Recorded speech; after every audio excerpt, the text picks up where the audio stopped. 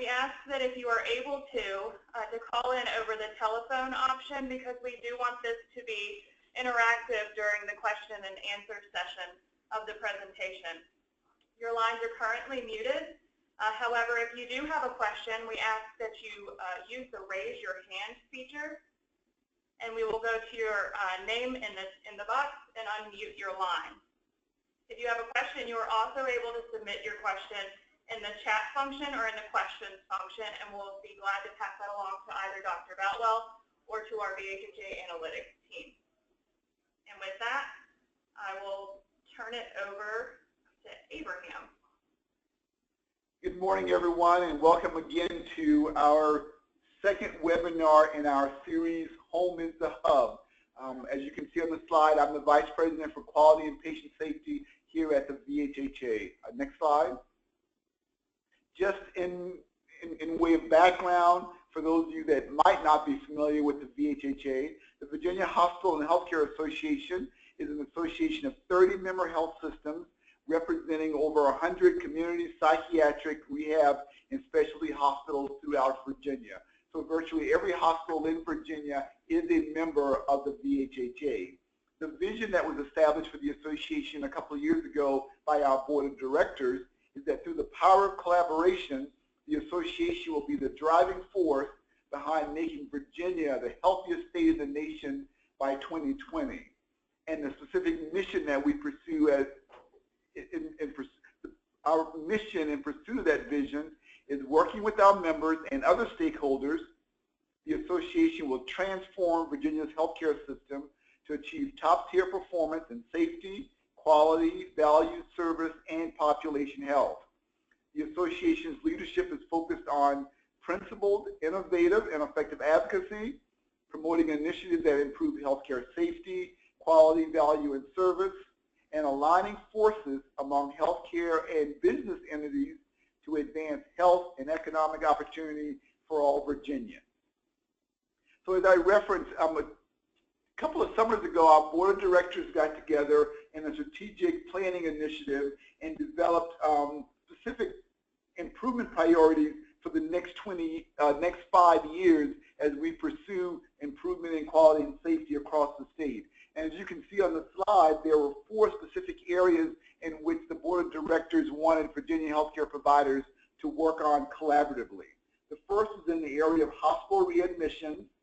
The second in the area of healthcare-acquired infections, and specifically C. difficile. Third, improving the patient experience. And finally, identifying and reducing serious safety events. In the space of readmissions, the board asked that we focus specifically on hospital-wide readmissions, look at readmissions coming as a result of post-acute transfers, and look at readmissions regarding total hip, total knee replacement, 30-day readmissions. In regards to readmissions, our goal is to reduce all of those categories of readmissions by 20% by 2020. For healthcare-acquired infections, our goal is to reduce those by 40% by 2020. So we do have lofty goals in regards to these improvement priorities for the next 4.5 years. Our webinar today is part of our larger initiative around readmissions that we've titled Home is the Hub, Reducing Hospital Readmissions. Many of you were with us back in June when we had our first webinar, and that webinar provided an overview of Virginia's statewide readmission reduction high leverage strategies. We made the case for why this is an important issue for Virginia hospitals and our partners, and what were the specific areas of focus that we would pay attention to together over the next 5 years. Today's webinar is focused on the data and analytics that will be required to support our readmission reduction efforts. Next month, we will have a webinar on September 8th, which is a slight adjustment in our schedule, but we will have a webinar on September 8th that will focus specifically on readmissions in the post-acute transfer area and specific reduction strategies that we will encourage for all of our members across the state. And then in October on the 19th, we will have a webinar specifically focused on high utilizer readmission.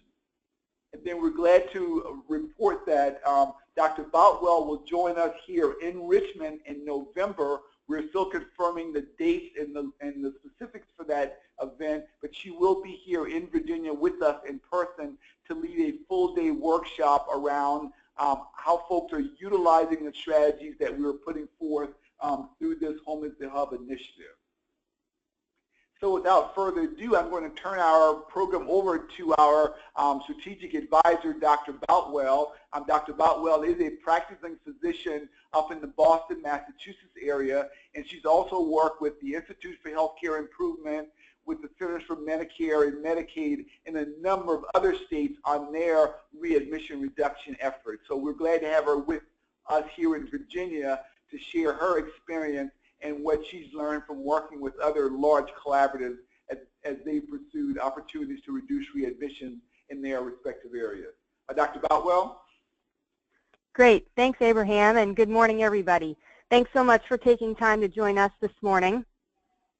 As Abraham very nicely outlined, this is the second webinar that we're offering in the Home is the Hub series. And what we would like to do with you today is just make sure that as we talk about and encourage Virginia hospitals and their cross-continuum partners to work in these expanded areas of focus, such as post-acute care transitions, high utilizers, and hospital-wide readmission reduction, we just want to make sure that we take an opportunity early on to do some level setting and some definition clarification so that Virginia hospitals, as well as our partners across the continuum in home health and post-acute care and in the community, so that we are all speaking more or less with the same vocabulary when we talk about these target populations or readmissions in general. And so the purpose of today's, or the focus of my remarks for the first half of this webinar is the following: to describe, again, what we call the high leverage target populations, and we call them high leverage because they are data-informed target populations that can mathematically help us achieve this very exciting goal of reducing readmissions hospital-wide and statewide. So we'll describe those target populations again, and then number two, discuss measurement specifications for the target populations. Now, of course, there are about 100 of you on the phone, and we will discuss measurement specifications in terms of well-informed readmission reduction champions, and we will stop short of getting, into the zone of trying to teach us on all how to be analysts. But in terms of general specifications and definitions, this will be a little bit of a meaty part of this presentation. We will weave through the analyses of Virginia data with regard to these target populations that we're very fortunate the VHHA and our partner, the VHQC, the QIO for Virginia, have been able to produce and provide the types of analyses for the target populations that we're talking about statewide, and that can paint a picture for you and your readmission teams in your own organizations in terms of order of magnitude and proportionality, et cetera. And then finally, I'll turn it over to the team at VHHA who has some information to share with us about the analytics and support they provide.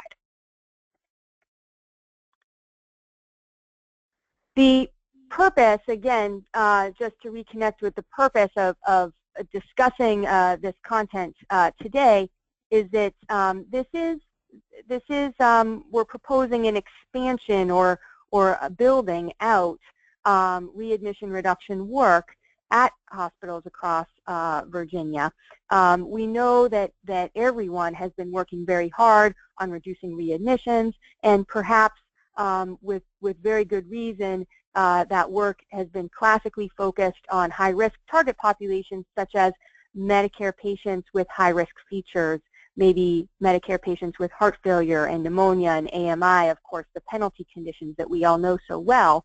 And we also know that there's been some very good statewide effort on working on Medicare transitions from hospital to home in collaboration with your area agencies on aging and introducing the Coleman coaching model, etc.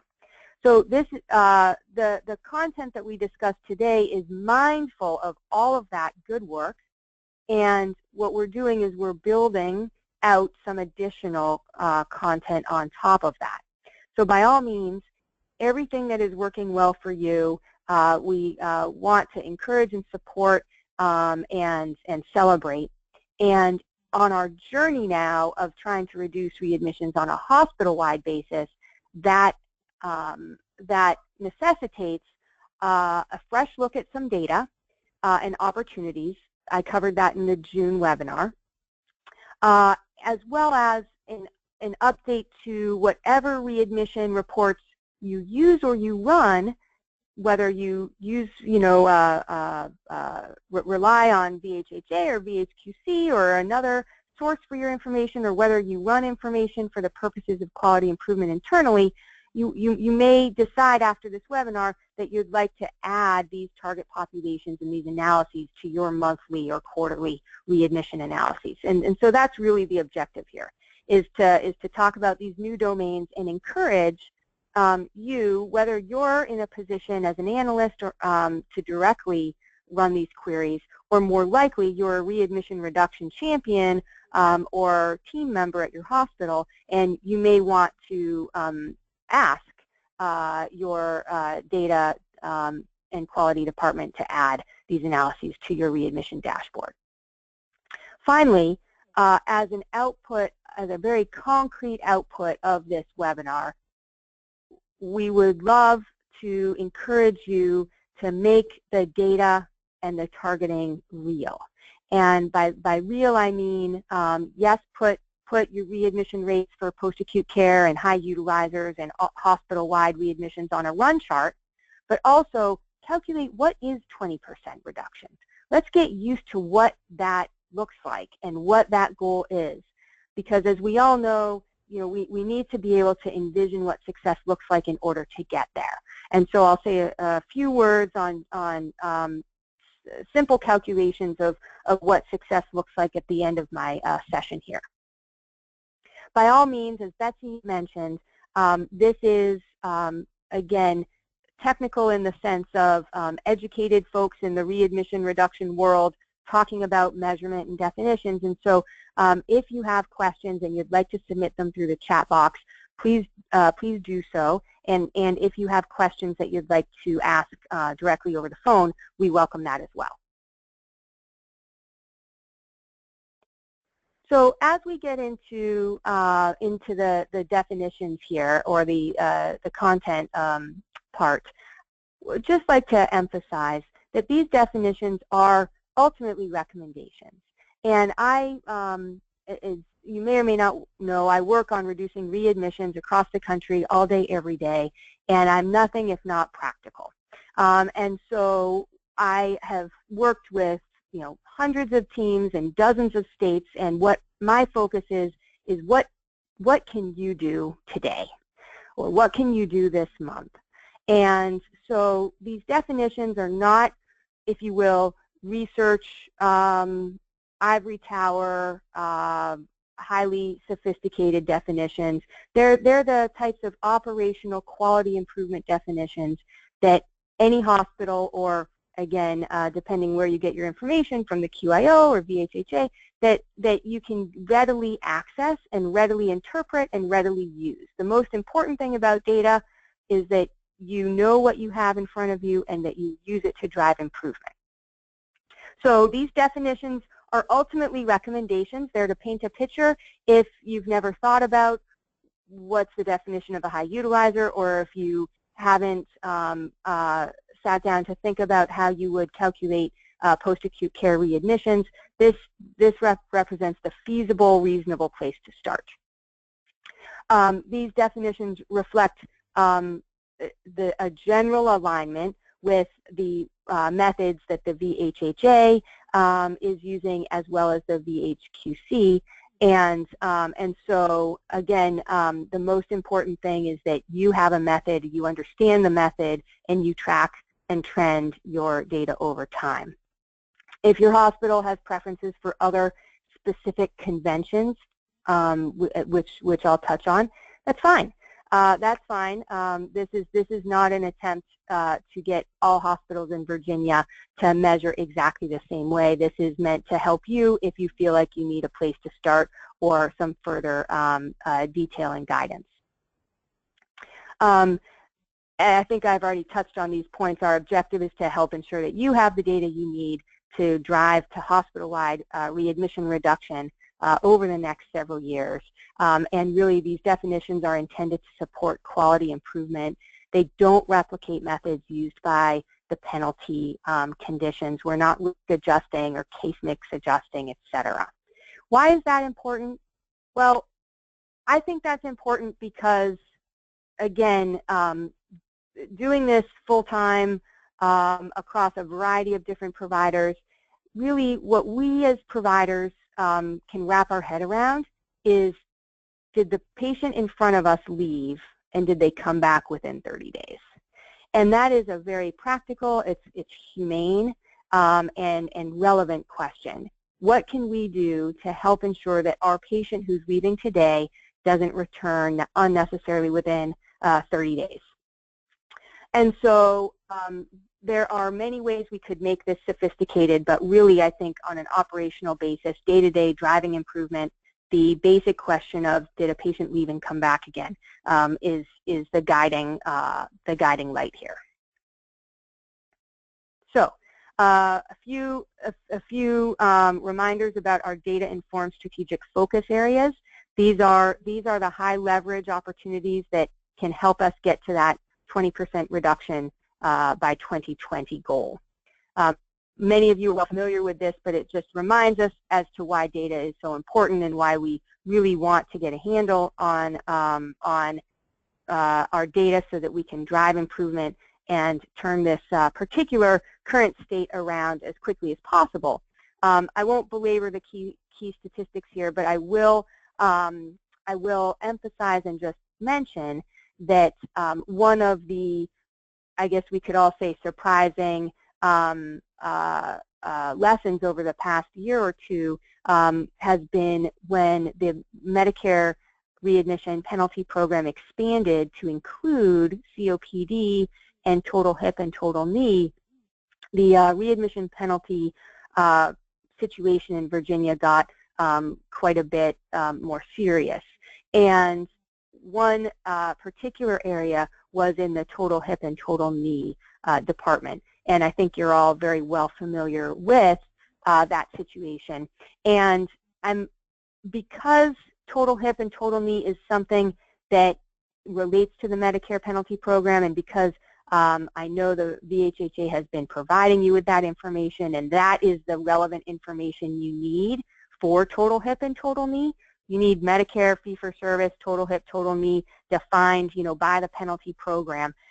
That's the data really that you should continue to use and rely on, as I'm sure you already are. And so I'm going to set total hip and total knee aside because it's very important, but I believe that you probably have the information flows that you need to track on that information.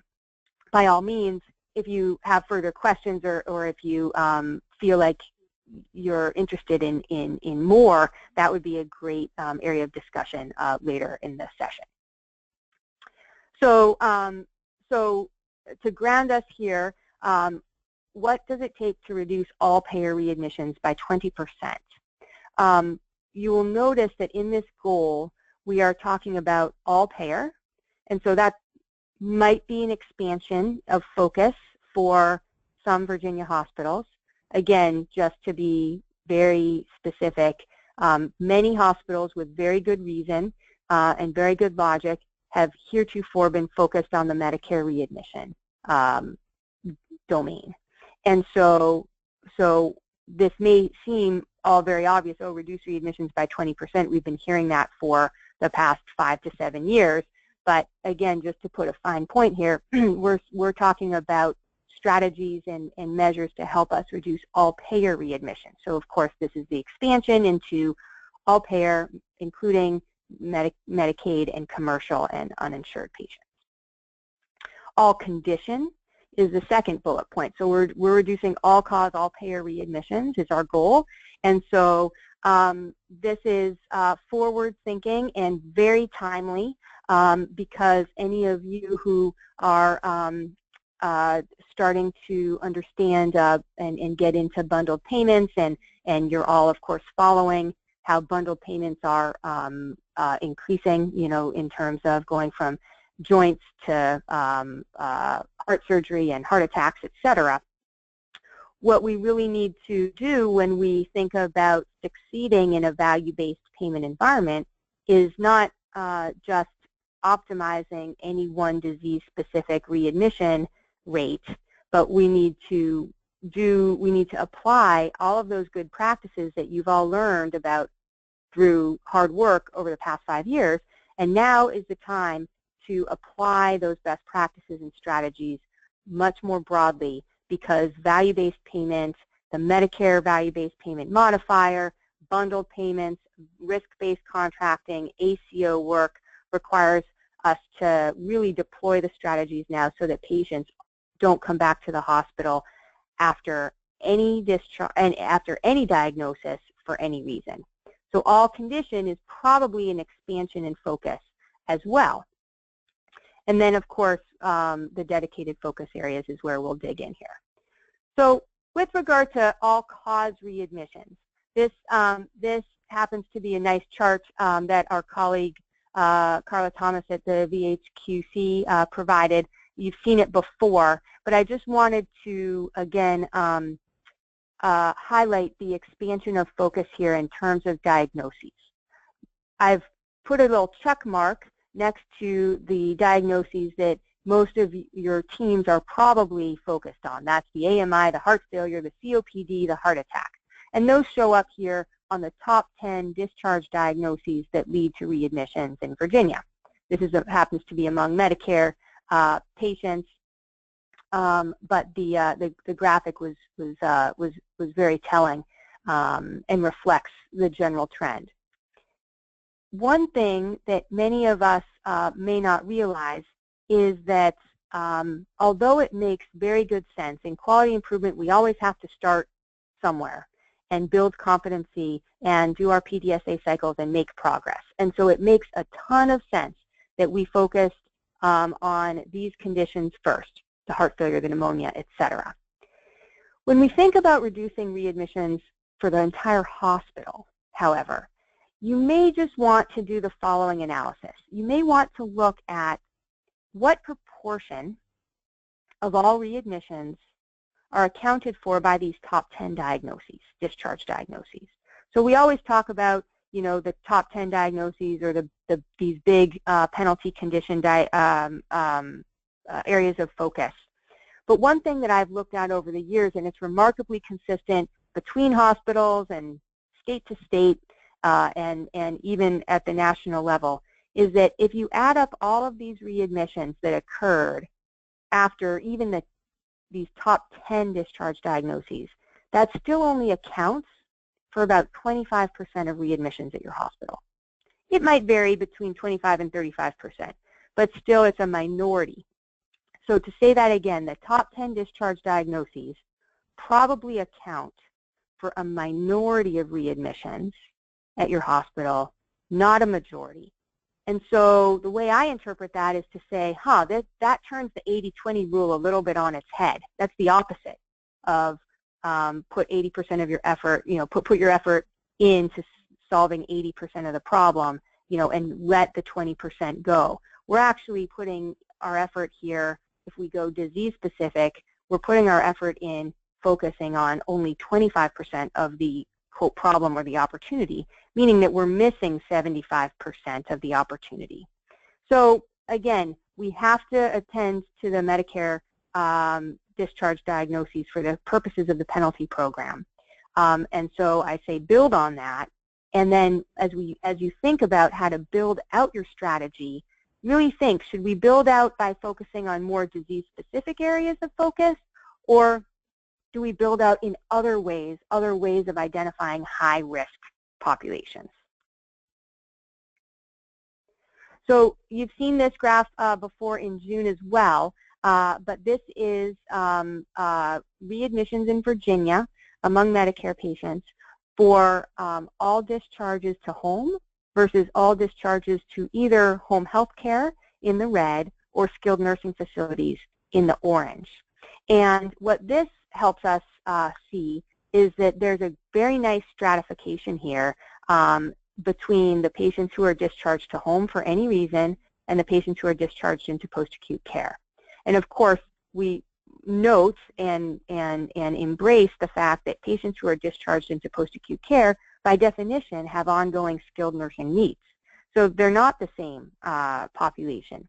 However, the fact of the matter is that because they have ongoing skilled needs and other physical and functional issues, they are at high risk, demonstrably at high risk of readmission. And so a question that we can pose to ourselves as we really try to reduce readmissions for the hospital is, what else can we do for our patients who are going into post-acute care, and what can we do to support the providers in post-acute care to make sure that that 30-day post-hospital period is successful?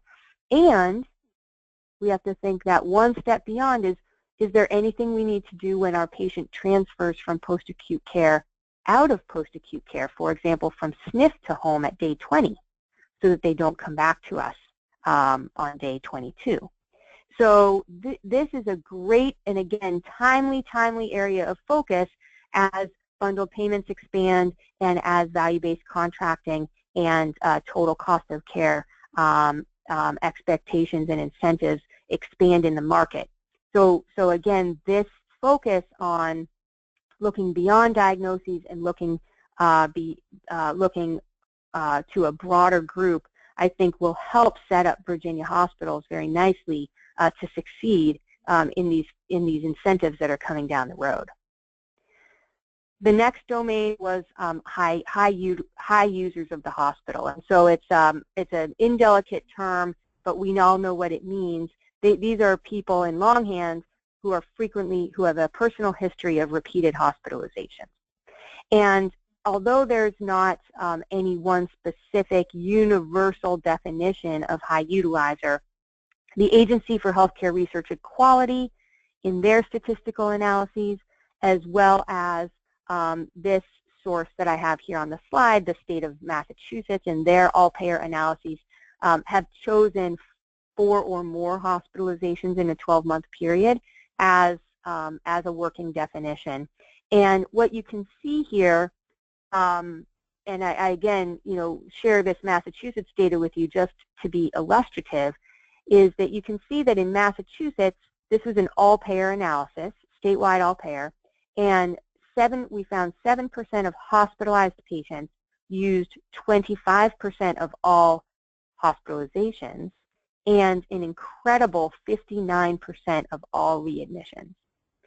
And so if someone is trying to work on reducing readmissions for a hospital, it certainly makes sense, at least to me, to look at this population and say, even though this may be a population with many challenging issues, whether they're medical, behavioral, or social, still this population of 7% of hospitalized patients, they do account for 60% of the readmissions. And so we need to develop some strategies and some programming for these patients, because it's just mathematically, not only clinically important, but it's mathematically a very important population to focus on if we're going to achieve our goal.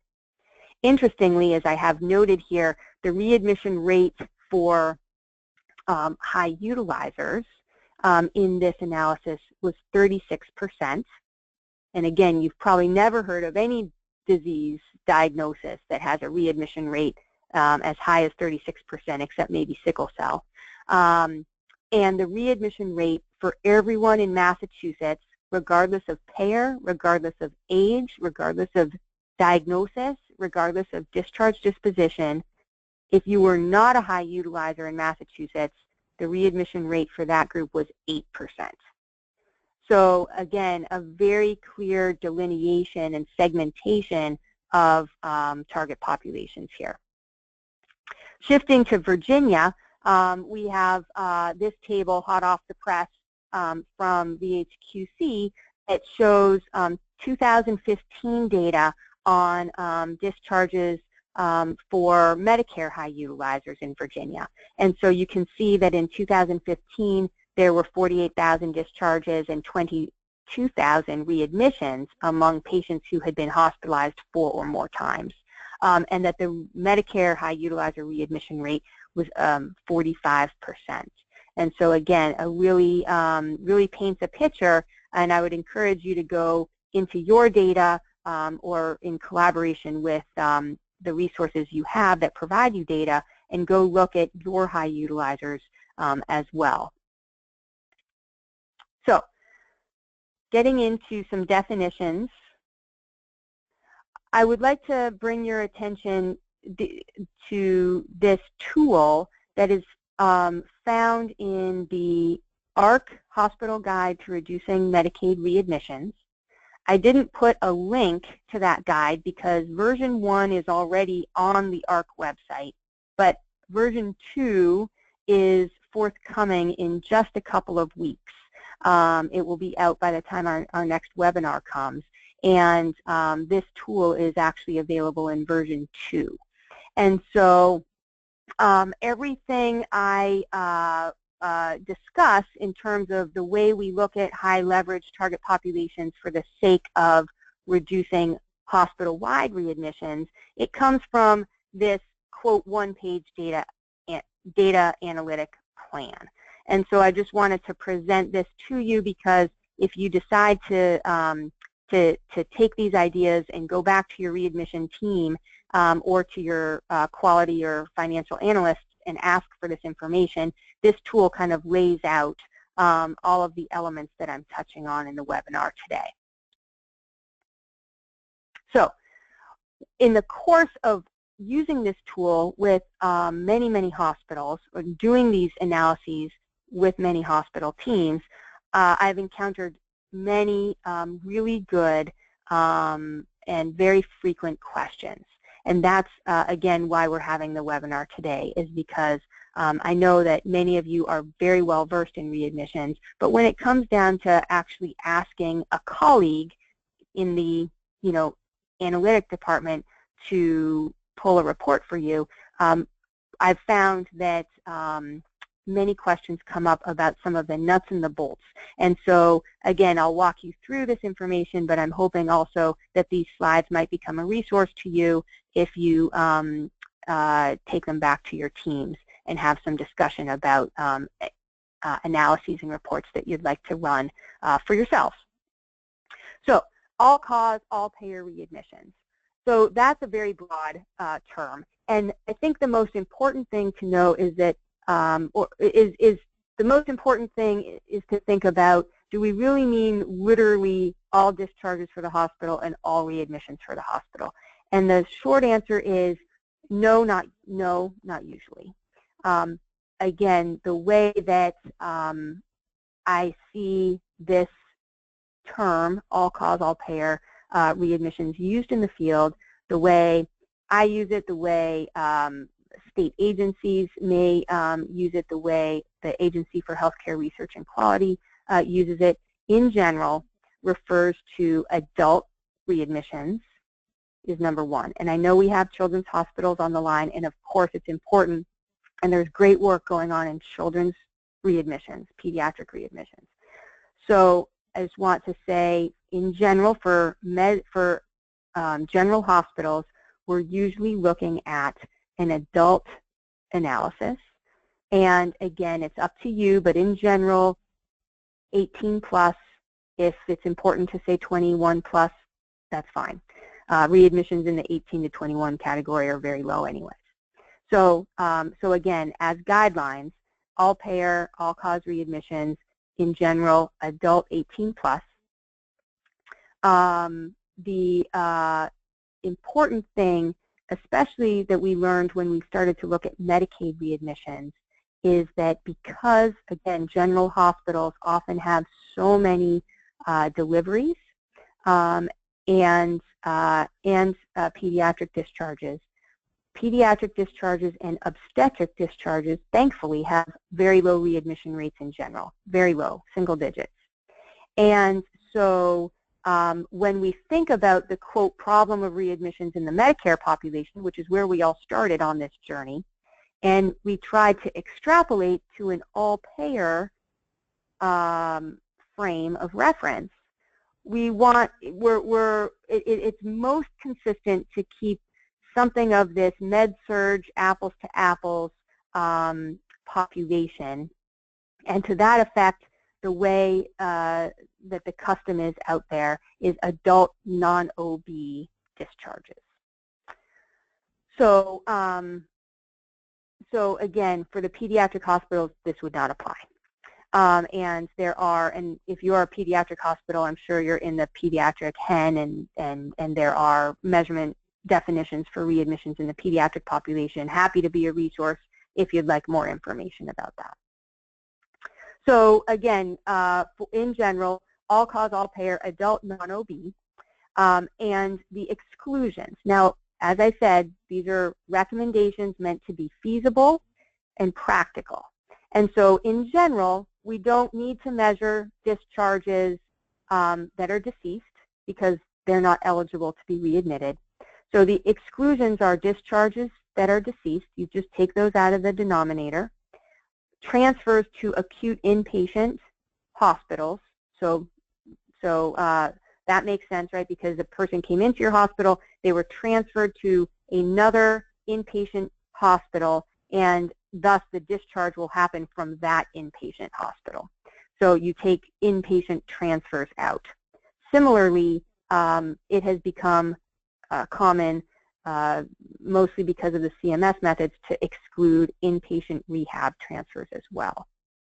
And again, I know we have rehab hospitals, and Abraham and I and Betsy have discussed what, what's the application of some of these methods to the inpatient rehab facility world, and we're going to work on that with you as the months unfold.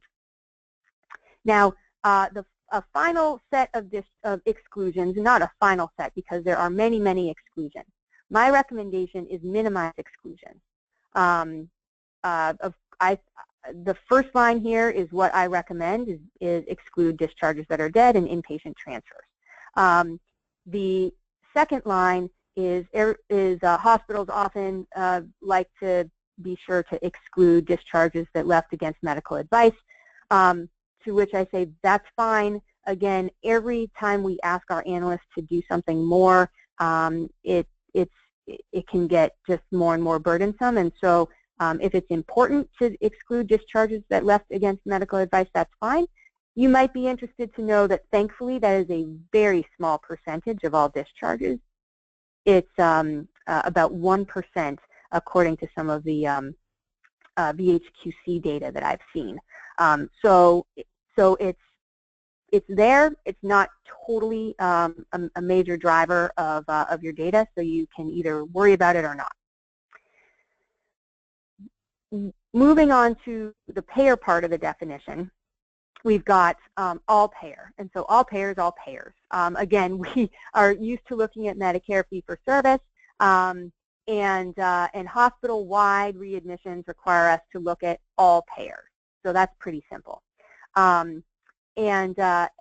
But if you'll remember back to the tool that I showed you with those columns and categories, as you look at all payer readmissions, you really do need to look at payer-specific breakouts, because something that is very clear, and you all know this clinically, but it's really worth having the data, is that Medicare readmission patterns differ very importantly from Medicaid readmission patterns and commercial readmission, private insurance readmission patterns. So while we're focused on reducing all payer readmissions, back to this grid here, it is very helpful to look at any of these data elements, not only for all payers, but then at minimum for Medicare, Medicaid, and private insurance. Again, I put Medicare, Medicaid, and commercial in quotes because it's really whatever convention your hospital uses.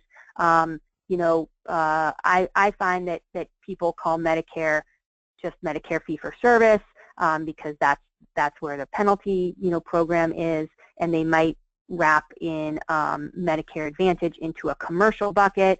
Medicaid I recommend should be just all Medicaid, any and all Medicaid, fee-for-service or managed Medicaid, because the patterns are very similar. But again, I put it in quotes to reflect ultimately this is your hospital's decision and go with your convention. My recommendation is Medicare equals Medicare fee-for-service, Medicaid equals any Medicaid, managed Medicaid or fee-for-service, and that commercial would be all of the private carriers and then the Medicare Advantage plans as well, but up to you. Readmission. You may think, I've been working on readmissions for 5 years. Why are you telling me what a readmission is? And I'll just tell you a little anecdote from the School of Hard Knocks. I happen to have the good fortune of working with 24 hospitals in Massachusetts, and we, in a outcomes-oriented, risk-based contract they have with the state to reduce readmissions. And I have been humbled by just how challenging it still is to define readmissions in a way that a new data analyst, because we know we always have turnover in our organizations, so in a way that a new data analyst can understand and accurately measure. And so this is not to question your understanding of the concept of readmissions, but rather this is from sitting in conference rooms time and time again and trying to make sure that we understand how to help our analysts set up the query correctly. The biggest thing here are the following key points I want to make. So readmission, of course, as you know, is an admission for any reason following an inpatient discharge, admission within 30 days. Every discharge can be followed by a readmission. So if I am discharged on July 1st and I came back July 4th, the July 4th is a readmission for July 1st. If I then come back July 10th is a readmission for the July 4th. So you all know that, but that's important to specify. In the denominator, this is what I have found is important, again, for a person who's being asked to run this report for the first time. If we're measuring readmissions for the month of March, we are looking at all discharges in the month of March.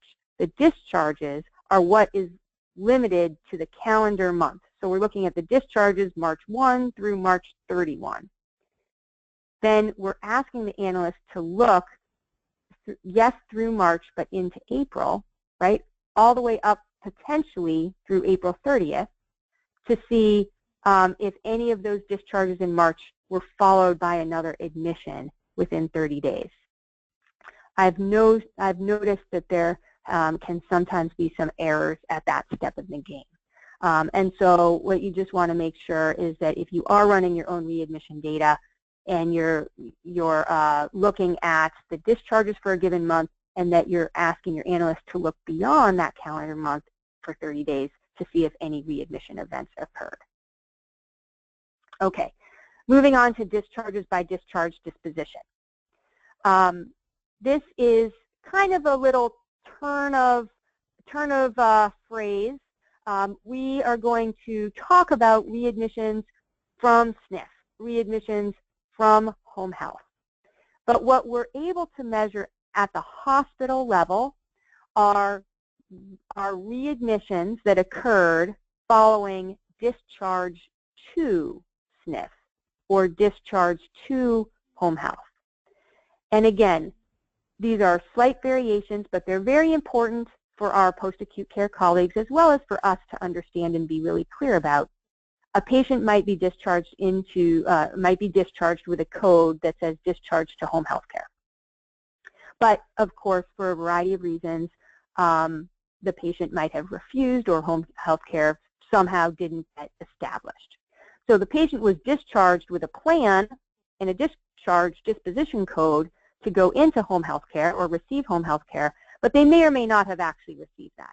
Nonetheless, they either came back or they didn't. Same thing with skilled nursing facilities, right? A patient is discharged to a skilled nursing facility. Well, we usually know that happens, because we transport them directly there. But did the patient stay for 1 day, 10 days, 20 days? We don't know in this information. This is not, this information doesn't tell us that the patient was in the SNF when they came back. It just tells us that the patient was discharged to SNF and they returned within 30 days. Again, this is really important because of the phenomenon of bounce backs that happen sometimes when the patient is still in the SNF, and sometimes when the patient has transitioned from skilled nursing to home. It's after they leave the skilled nursing facility that they may return to us at day 20, day 22, etc. So again, it's not important to be this specific in our just general day-to-day terminology. I think it's fine to say we're focused on readmissions from SNF, readmissions from home health, but in terms of measurement and specifications, this is our one time we're going to belabor the point where it's actually technically we're measuring readmissions for the intended discharge disposition, and we don't know if the patient was in post-acute care when they came back or not. That's something for our root cause analysis and our collaborative work to unfold. So again, by way of frame of reference, the readmission rate, as you saw from the prior slides, for discharges to skilled nursing facility or discharges to home health care, when you run this rate for yourself, or you look at your own hospital's data, you should expect to see something around 20%. The denominator, of course, would be discharges to skilled nursing facility, home health, and then others as desired. The QIO program, both in Virginia as well as nationally, has consistently reported readmissions following discharge to hospice and to long-term acute care. And these are important, but and also I will say very low volume. They're low volume readmissions and low volume discharges to these facilities or these discharge dispositions, etc. So again, in the spirit of what is feasible and reasonable for you to ask someone to do, at minimum, discharge to skilled nursing facility and home health, and you may want to also look and track on these other dispositions as well. So thanks to the VHHA analytics team, we have a little bit of current all-payer 2015 data to paint a picture around discharge disposition like we're talking about. So you can see that in 2015, this is all payer, all condition, 57% of all discharges went home, 22% of all discharges went to home health, and 17% of all discharges went to skilled nursing facility. And 4% of discharges, as I was saying, went to any other discharge disposition. So that's my point around, tracking on the higher volume, higher leverage discharge disposition. Combined, you can see that home health and skilled nursing facility discharges account for about 40% of discharges. And so again, that's why we're excited to draw your attention to these partners and to patients going going into skilled care, because there's just a very high leverage. 40% of all age, all payer, all condition discharges went into post-acute. So it's exciting to see that this is a high leverage opportunity in Virginia. Finally, we've got a few words on definitions around high utilizers. I've touched on a little bit of this, but we'll walk through it here. So high utilizers, again, perhaps not the best term to use. The longhand would be a personal history of repeated hospitalizations. The important thing about high utilizer that I've seen in the field is you want to define high utilizer as a certain number of hospitalizations in a given time period. in your population health work and in your ACO work, you might talk about high-cost patients, you might talk about high-needs patients. This high utilizer term, I think the best use of this term high utilizer is that it draws our attention to the utilization part of the population. We are looking at patient population that has frequent hospitalizations in a given time period. So what should the definition be? There's no universally accepted definition. I'm not sure there needs to be a universally accepted definition. I have been working with and studying high utilizer work for quite some time now. I have come to prefer a definition for inpatient high utilizers as 4 admissions in 12 months. The Agency for Healthcare Research and Quality also uses that definition. The state agency data I showed you also uses that definition. You'll probably know from your own discussions at your own hospitals that 3 readmissions is an option, or sorry, I misspoke. 3 admissions in a year is an option. 4 admissions in a year is an option. The difference between 3 and 4 is actually quite large. So the biggest drawback, I would say, to using a definition of 3 admissions in 12 months is it's going to give you a target population that is almost 3 times larger than if you use the cutoff of 4. Now, we're not trying to cherry pick or anything, but we're trying to focus. And so in my high utilizer work with teams across the country, I find that when whatever size of the hospital it is, when we use the cutoff of 4, for a small hospital, that might give you 75 or 100 patients. For a medium hospital, it might give you a couple hundred patients. For a large hospital, it might give you 300 to 400 patients. Either way, for the size of the hospital, it feels like it gives a target population size that is feasible, that we can really wrap our hands, our arms around, and try to intensify services for and get something improved. And so, again, in a very practical standpoint, it doesn't really matter, if you will, quote matter, exactly where you come down on a definition, but the definition should, first of all, be based on utilization in a given time period, and it should give you a target population of patients who are frequently in your hospital that you feel is the right size, that you can wrap a dedicated set of improved services and supports around, so that you can reduce their readmission and thereby reduce your hospital's readmission rate. So pulling the readmission rate for high utilizers, again, is just ever so slightly different, that it's worth noting. What you would do is it's very much, I treat high utilizer almost as if it's a condition, a diagnosis. And so just like you would pull heart failure readmission rate, all discharges with a code of heart failure and all readmissions following those discharges, so too do we measure high utilizer readmission rate. It would be all discharges in the month among patients identified as high utilizers, and then all admissions that happen within 30 days of those discharges. So you just look at high utilizer, and you look at that as if you're running a disease-specific type of a readmission rate.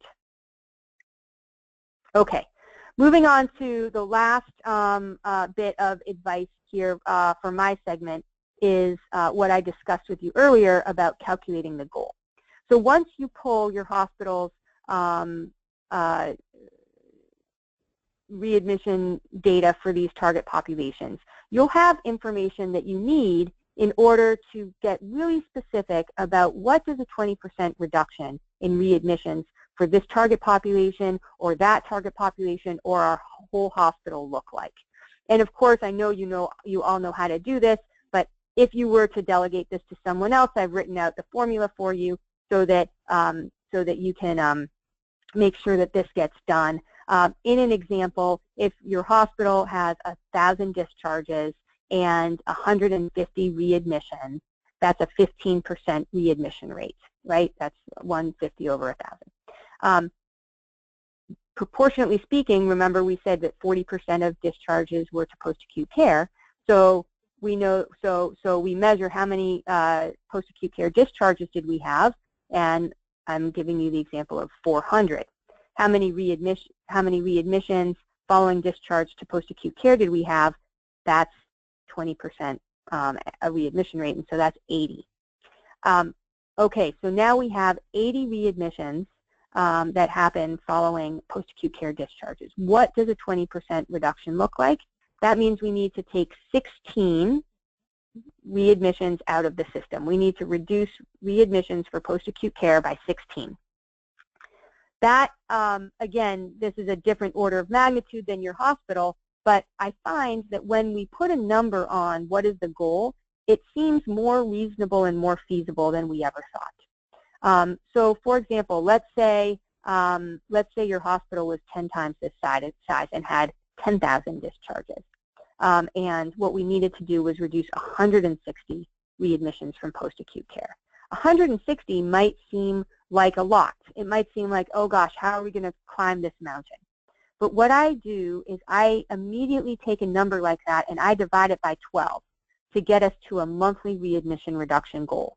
So 160 divided by 12 is something like 14 to 15 readmissions per month. Can we reduce 14 readmissions per month among everybody going to post-acute care? Answer, yes. Maybe not tomorrow, but we can get there. And so that's why I think really breaking down and putting a number and putting a time frame on the goal is very helpful for readmission reduction teams.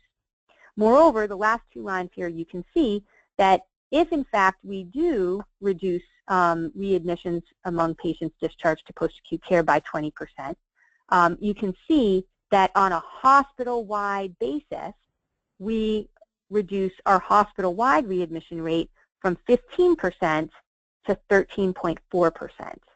And again, that's the last message I want to leave you with. We have often been focused on reducing readmissions for a target population by a certain amount, right? Reduce heart failure readmissions by 20%. But now, everything we do, we want to roll it back up to what is the impact on hospital-wide readmission rate. So in this example, again, just to restate, I showed you what is a 20% reduction in post-acute care readmission. Okay, great. 20% reduction in post-acute care readmission. That is good in and of itself, but it's also important to say, and if we succeed in that strategy of reducing post-acute care readmissions by 20%, does it roll up to something meaningful at the hospital-wide level? Answer, yes, very much so. Okay, so I wrote out the slides for high utilizer. Don't need to walk you through that, as well as hospital-wide, because everything you do, every strategy you have, you want to know what is our ultimate goal, which is hospital-wide readmission reduction, and how do each of our strategies help contribute to achieving that hospital-wide readmission reduction goal.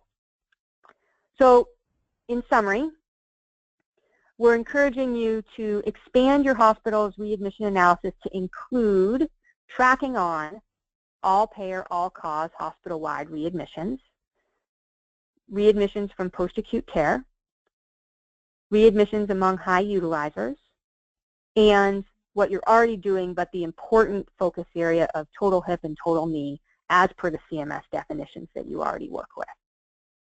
Number two is we're hoping that in part from this webinar and most certainly from any follow-up questions or clarifications that you may have, we want to make sure that Virginia hospitals feel that they know how to define and measure readmissions in those above categories, because tracking and trending and using your own data is one of the indispensable tools to reducing readmissions. I don't know how anyone can reduce readmissions without looking at their readmission rates every month and without looking at their target population readmission rates every month. So it's just essential to getting success that we take this opportunity now to focus on data, to make sure you have the data you need, to make sure you're using data in order to drive improvement. And then finally, as we launch into other topics around post-acute care readmissions and high utilizers, I would just be so appreciative if you would come to those future webinars knowing what your current state is, how many readmissions among post-acute care patients do you have, how many discharges per month. When we talk about best practices, you can relate it very specifically to your operations. If I'm encouraging you to do warm handoffs for SNF transitions, you'll know exactly how many SNF discharges you have per month, per year, and you can calculate what that is per month, and you can think about, can my staff do that? Can we handle that? How can we incorporate these best practices into our operations? What we're going to do over the next several series of best practice webinars is to get not only the best practices out there, but to connect it to your operations. If you like that idea of a best practice, how would you go operationalize it? How would you start testing it? What kind of volume are you talking about? How many patients will you find per week, per month? And so if you could run some of this data or make sure you have some of this data, it would make the next series of best practice webinars that much more relevant to driving improvement in your organizations. And with that, I know we are right at time for me to hand over to the VHHA analytics team.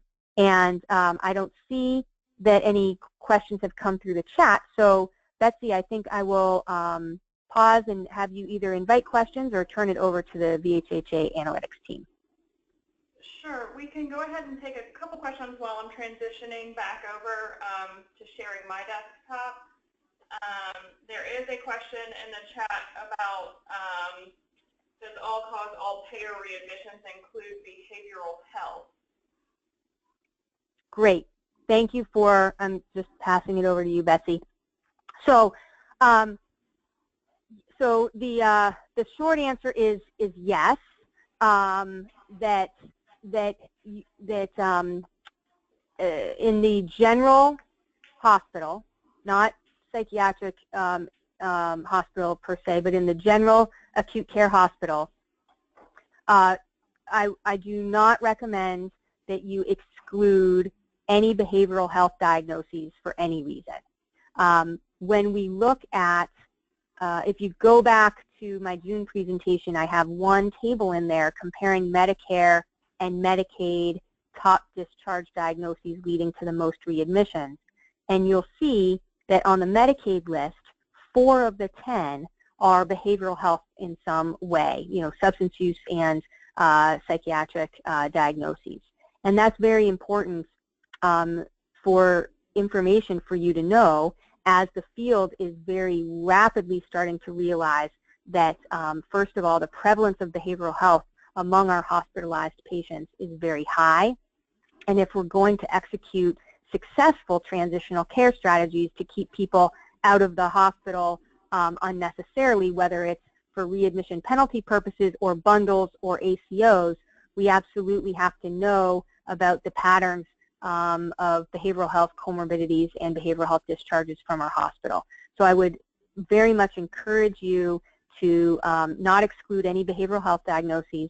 And one hot off the press new body of work that you might be interested in is the statewide behavioral health readmission analysis that we just published in Massachusetts. And if this is an area of focus for you, please let Betsy and Abraham know, and I'll get you that link. Great. Thanks for the question. Thank you, Dr. Boutwell. In the interest of time, I'm going to turn things over to our VHHA analytics team, and then if we have any time remaining, we'll field some more questions at the end. So it's my pleasure to turn it over to David Bamondi. Good morning. Thank you, Amy, Abraham, and Betsy for having us present the VHHA analytics tool, which is essentially a website as a new resource to VHHA members. My name is David Bamondi. I'm the Director of Research at VHHA, and I also have on the line Ian Human, who is an analyst at VHHA. And I want to run through some slides very quickly, and then we'll get to demoing the actual tool itself. So Amy talked a great deal about data, and here at VHA we cover the inpatient database, which has all the UB04 records for all Virginia hospitals. This is a statewide mandate, and we've been doing it since 1993. So we have a pretty large data sample size to start with. With the inpatient database, we have a readmissions database that's a derivative of it.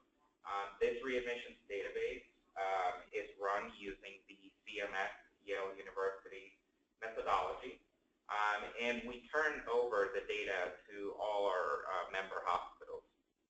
So if you want to check out the raw database files, please feel free to shoot the analytics team an email, or you can also shoot it to Abraham or Betsy, and I will be glad to turn over the database files to your hospitals.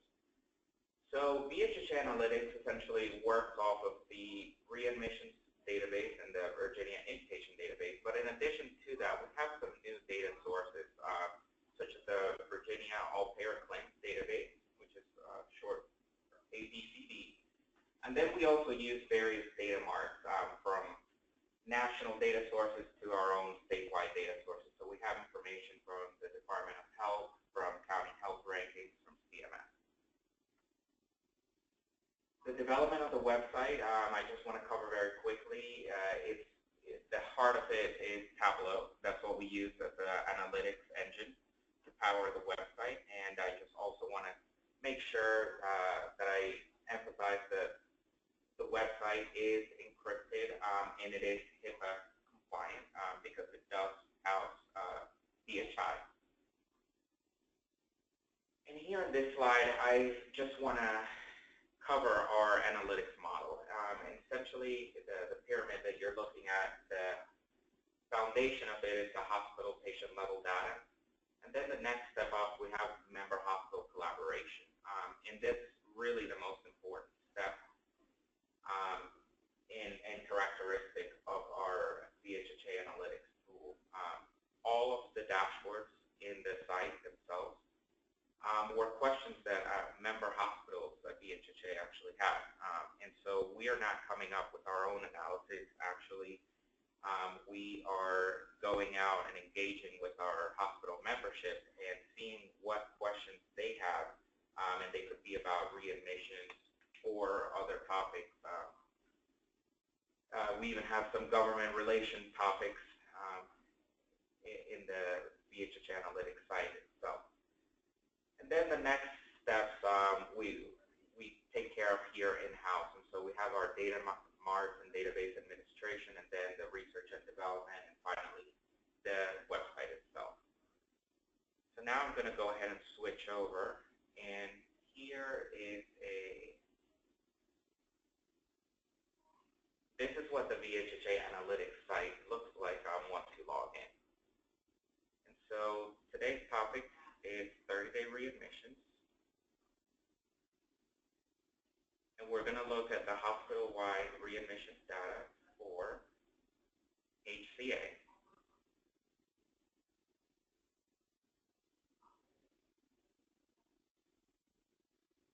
And so the first dashboard that we see right away is a heat map of where readmissions are occurring for CJW Medical Center. Right away, we can see that we have a hotspot at zip code 23225, where 633 readmissions took place in this 3-year time period that we're looking at. Below that, we have economic distress score of 67.3, and that came as a member requested because he was trying to understand how socioeconomic data related to 30-day readmissions. And so here at the bottom we have a scale from 0 to 100, 100 being the most highly distressed zip code in this map. And so if we want to go ahead and focus in on the top 50%, we can see that our 30-day readmissions is in fact in an economically distressed area. So we can go ahead and click on the zip code and drill into the data and see what the score of 67.3 is actually comprised of. And so the score of 67.3 is actually a composite of 7 different metrics. And we have metrics such as no high school degree, housing vacancy rate, adult not working, poverty rate, all the way down to change in employment and change in business establishment. And as you can see in this zip code, in the Richmond area, change in employment and change in business establishment is actually negative. And adults not working is 37%. And so this helps our membership understand the topic of socioeconomic status and hospital-wide readmission. The next tab I want to cover are the index and readmission DRGs for CJW Medical Center. Once again, this is available for every Virginia hospital. And right away for readmissions, we know that the top 3 DRGs for being readmitted to CJW Medical Center are heart failure, septicemia, and pulmonary edema. These vary by hospital, and also on the right-hand column, we have a set of filters. And so we can look at the data by year, by quarter. We can filter it by age category. So if we only wanted to look at 65 and older, we just click these 3 categories, and the tool is interactive, so all the data will be filtered right away. On the next tab, we have the readmission hospital information. And so we know we're looking at CJW Medical Center, but not all readmissions to CJW Medical Center actually occurred at CJW Medical Center. So we know that 83.23% of readmissions, which amounts to 4,013 readmissions over a 3-year period, actually came back to CJW for their 30-day readmission, but 195 of them, roughly 4%, actually went to VCU Health System. This is, out of the 195, we have 152 who came in through the emergency department at VCU. Next, we have a hospital-wide readmissions distribution histogram. And here, we have 1 day after discharge, 2 days after discharge, all the way until 30 days post initial discharge. And on the y-axis, we have the frequency of readmissions. And so we know that the majority of readmissions for CJW Medical Center took place after 5 days of being discharged initially. This is pretty common for the state. If we actually overlay all the hospitals in Virginia onto this graph, we would have a very similar distribution for the state of Virginia. Next, we have hospital-wide readmissions by physician. And so you can look at it now by attending physician at your hospital. In this case, we have Dr. Melvin Pegram with 129 readmissions. And one of the questions that CJW had for us was, okay, is Dr. Melvin Pegram seeing an unusually higher rate of patients with multiple chronic disease? And so what we did was we added a drill down where we can look at all at the data by physician. And here we can see Dr. Melvin Pegram's data for 30-day readmissions of CJW. So we know the top conditions for being readmitted, in this case heart failure. We also have a histogram, very similar to the one I showed before. So this is 1 day post-discharge, 2 days post-discharge, and so on. And we have the number of readmissions by day post-discharge. And we also have the comorbidity flag. And so we know that of the 113 readmissions, 70 of them had the diabetes flag, 84 of them had the cardiovascular disease flag, 64 with the psychological,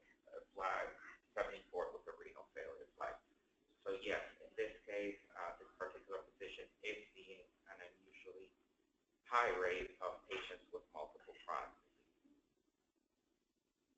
Finally, we have a high utilizer analysis, and in this case, high utilizer really means multiple 30-day readmissions.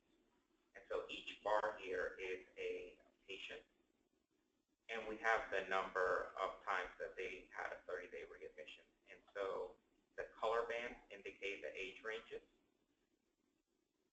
And so we know that we had 2 patients in the 18 to 39 age category who had 7 30-day readmissions at CJW.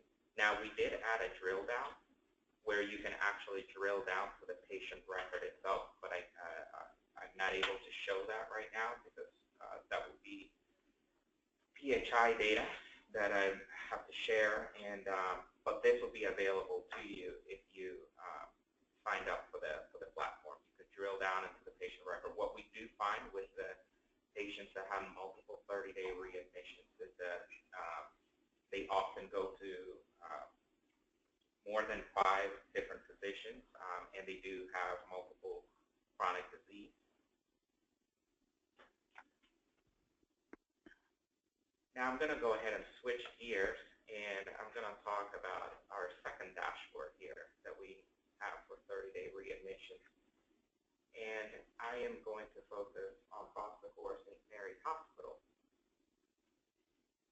And in this dashboard, we're looking at risk-adjusted readmission rates, which this is what you saw before was the raw data, the raw patient-level data for CJW. But here we're actually looking at the risk-adjusted data. So this would be the readmission rates that you see in the CMS hospital compare data sets, because it's using the same methodology. And our 3 conditions that we're going to look at are heart attack, heart failure, and pneumonia.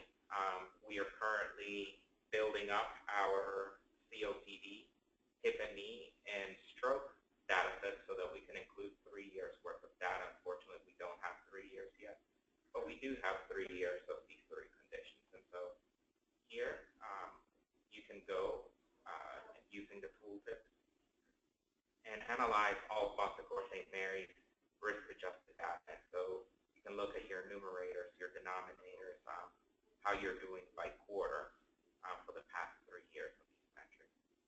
At the bottom half of the screen, you can see how you rank relative to all the other hospitals in this CMS data set that you're being ranked against. And so for AMI, heart failure and pneumonia, Boston St. Mary is doing very well on AMI. There's room for improvement in pneumonia. And so another way to look at that would be to compare Boston St. Mary against the state of Virginia. And so here we have the state of Virginia and Boston St. Mary. And we can see by just looking at the slope of the dotted line how they compare relative to the state. The last dashboard is the most important dashboard in this analysis. And here what we're looking at is not only a forecast for 2015 based on historical data, but we're also looking at what essentially would be a control chart. In your blue, you have your observed rate, and your red line is your expected rate. Your CMS penalty is indirectly determined from interaction between these 2 lines. And so the logic behind this dashboard is that you want your observed rate to actually fall below your expected. So you want your blue to always be below the red. And I can show you why that's important. So here in this quarter, quarter 1, 2013, Boston St. Mary's was ranked number 36. And we do see that the blue and the red do cross. But let's see what happens when Boston St. Mary's falls below the red line. So here they had a significant drop in the numerator for AMI readmissions. And we can see that they actually, their rank improved from number 36 to number 1. Now, in this lightly colored area, we have a forecast. And if you want to read about our forecasting model, you can click this information icon. But here we have a forecast for all of 2016, and the model does indicate a reliable flag for all three conditions. And we can see right away that Baltimore St. Mary is expected to fall under the red line for AMI and heart failure. Now for pneumonia, it looks like their lines are touching. And so what we ended up doing with the help of our financial policy team at VHA was grabbing readmission penalty estimate information and lacing it in with this readmission data to see how an interaction between your readmissions and your penalty interact. And so in this case, AMI is good, heart failure is good, and pneumonia not so much. And so what you would expect is a relatively small readmission penalty. And in fact, it is. What we did find is that there is a statistically significant correlation between the penalty information and the observed versus expected readmissions. And so it lines up very well, which we were very happy to find out. These are the two dashboards that I will demo, that I have demoed so far, but I just want to emphasize that the analytics portal includes much more than just readmissions. We have an opioid abuse dashboard, which allows hospitals to track potential opioid shoppers in emergency departments. We have a decision splitter report and research questions, community benefit information, and so on. Let me switch back to the PowerPoint. Now, we are in a trial period for VHA Analytics. I have heard from a lot of the health systems that I see on the attendee list. If you want to go ahead and jump in the trial, it's a risk-free trial. It will be for 2 weeks long, and afterwards, the subscription for VHA Analytics would be $900 per user per year. So if you have any questions or if you'd like to sign up for the VHA platform, please shoot us an email at analytics@vhha.com, and we'll be happy to onboard you in the trial for VHA Analytics. I do also want to emphasize that you can download the readmissions data completely free if you are a VHA member, and so that downloading the raw data is completely independent from the analytics itself. With that said, that concludes my presentation. I'm going to turn it over now to Betsy. Great, thank you, David. I can see a couple questions in the chat, so let me bring those up and see if we can address some of the questions that have come in. I believe this one is for Dr. Boutwell. Dr. Boutwell, you discussed sickle cell patients having a high readmission rate nationally. One of our smaller community hospitals has a few Medicaid patients with sickle cell anemia, and their communities were readmitted at about 3 times a month for pain control. Is there anyone you have encountered nationally who is doing anything innovative with the management of sickle cell patients? Dr. Boutwell, are you still with us? Yes, great question, and the short answer is yes. The longer answer is that the strategies can range from ensuring excellent ambulatory access to sickle cell specialists, and ensuring that those sickle cell patients have the most the most advanced medications that are now available. There's been some important changes in sickle cell therapeutics, and so that's number one.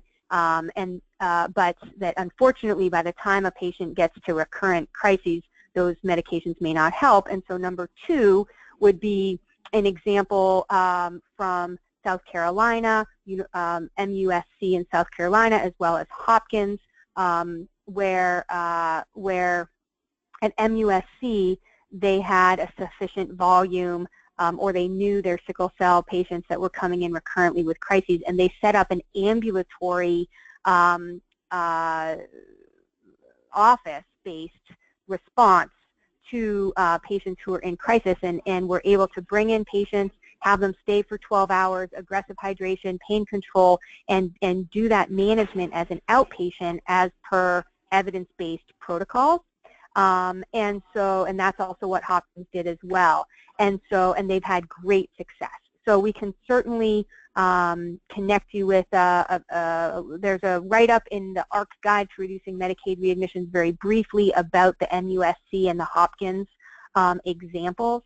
It's very well worth developing new strategies and protocols for those patients. And I would just say the management can be done in a urgent or outpatient basis instead of an emergency, instead of a hospital. And even if the patient comes into the emergency room, you can still do, again, evidence-based management in the ED that doesn't always require admission. So really worth your effort. Thanks for the question. Great. Thank you, Dr. Boutwell. We have several questions coming into the chat about signing up for the VHA platform. I believe that David has covered that. There are the instructions that David covered are also in the handout in the dashboard for the platform. But David, if you want to reiterate how they could sign up. Right. You could just shoot us an email at analytics@vhha.com saying, hi, my name is so, and I would like to sign up for the trial, and we'll get you set up. Thanks, David. And one more question, I believe, for the analytics team. How is the data risk adjusted? What methodology is used? So we are using the latest CMS Yale methodology model. I believe it was updated last in March. So we are using the latest version of it. Great, thanks. I believe we've covered most of the questions. One question for, I believe for either Dr. Boutwell, I'm not sure the timing of when this came in, but how do you count observation patients? David, do you?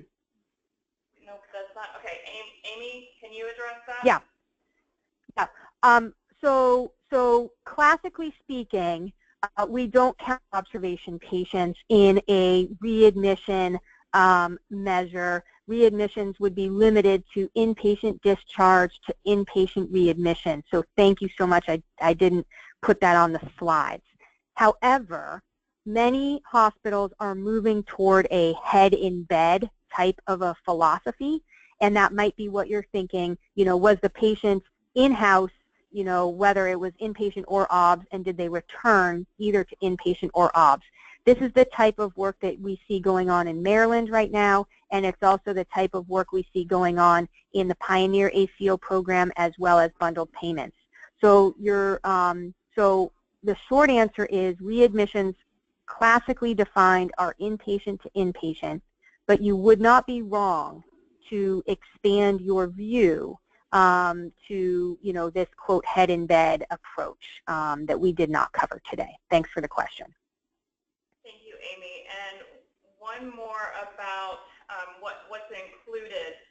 Does the readmission denominator include hospice patients? Well, yes, it does, and I'll tell you why. There's nothing that breaks my heart more than to see a hospice patient readmitted. And so all discharges alive, with the exception of acute care transfers, possibly patients who leave AMA should be in the denominator, and hospice patients should be in the denominator because by all means, as according to their goals of care and the plan of care, we're expecting that they should have all the services and supports they need to do well in their next setting of care and not return to the hospital. And I have one hospital in Massachusetts that has had a spike in their hospice readmissions, and it really reveals some very troubling discontinuities in that handoff from hospital into hospice care that are important to pay attention to. So please do look for hospice readmissions, and please try to reduce those wherever possible. Great, thank you. I know that we're at time, so I want to be respectful of everyone else's schedule for the rest of the day. I certainly want to thank Dr. Boutwell for joining us this morning, and to all of you, of course, for joining us, and a shout out to our VHA Analytics data team as well. So thank you all for what I think is a very successful webinar. You'll receive a survey to tell us how we did, and also maybe to put any questions in that you didn't feel comfortable asking in the chat. We can address those there, and of course share some of the links that Amy sent in the chat. Our next event is on September 8th, which is a webinar at 10 a.m. On post-acute readmission reduction strategy, and following that, October 19th, focusing in on high utilizer readmission. So with that, we thank you again, and have a good day.